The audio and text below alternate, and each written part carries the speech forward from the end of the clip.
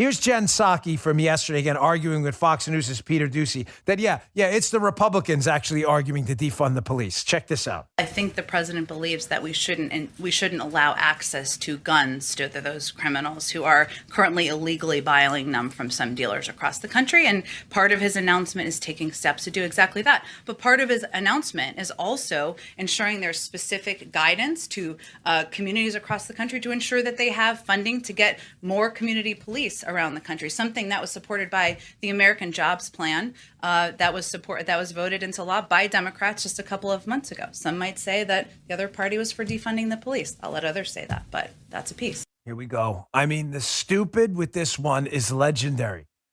Some might argue that Republicans are defunding the police. Ladies and gentlemen, let me describe to you quickly, because I don't think I did a good job at in the yesterday's show. I threw it in, the fungible money theory on this. It's not a theory. Money is fungible. You just give it to a group. They can put it here, put it there, put it other places. Every dollar is not accounted for. Every dollar happens to be serialized, but the exchange of the dollar isn't. It's not a Bitcoin transaction. Here's what's happening. The Democrats' argument is essentially this. Biden had a big government spending package in this stimulus that the Republicans didn't want. Some of that money would have made it to the police in liberal cities. Therefore, because Republicans didn't want the country to go bankrupt and didn't want this big spending package, even though a sliver of it was directed at the police, it's actually Republicans defunding the police. Some dimwit Democrats are actually taking that argument seriously. So I thought of an equivalent argument because, again, liberals are dense. They have adamantium-coated skulls and information never gets in.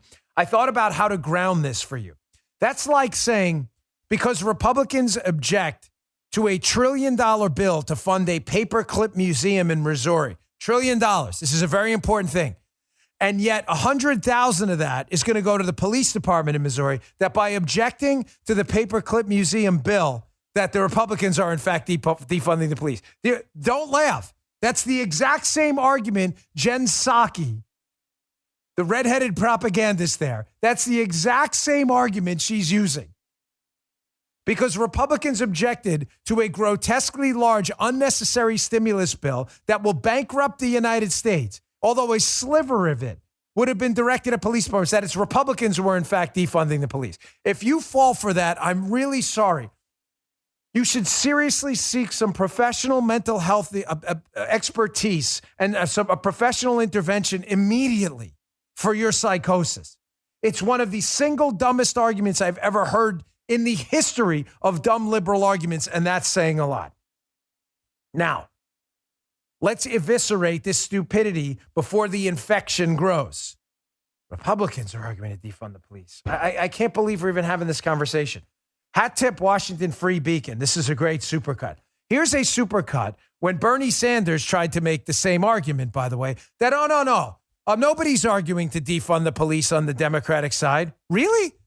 This supercut's pretty darn tough. This is one of the better ones I've seen in a while. Hat tip Washington Free Beacon. Check this out. Nobody I know who's running for office talks about defunding the police. Many affluent suburbs have essentially already begun pursuing a defunding of the police. This movement is not new. This is about investment.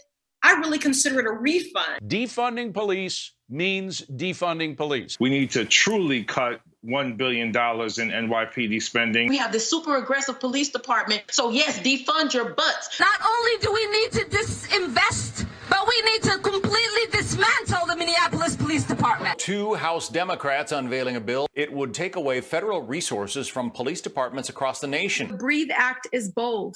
It's meaningful. It's transformative. I am so proud to endorse Senator Bernie Sanders for president. This is not just about running for president. I am endorsing Bernie Sanders because he's not going to sell us out. Nobody I know who's running for office talks about defunding the police. That was Ilhan Omar, Rashida Tlaib, AOC. Who else was Ayanna Pressley? Folks, it's on video. What's the common thread? Guys, anyone here? What's the common thread between all of us? Party affiliation. This is a tough one. I know, Joe. I know you're scratching your head, but this is a tough one. Joe Gee, I'm going to put this out there.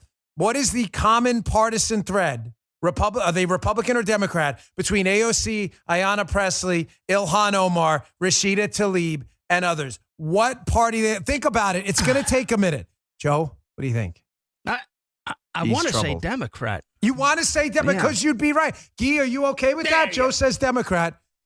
Guy's trouble, but Guy's looking it up right now on Wikipedia because he just wants to check. So yes, those are all in fact Democrats arguing to defund the police on video. See, that's the thing with video evidence. It's video evidence.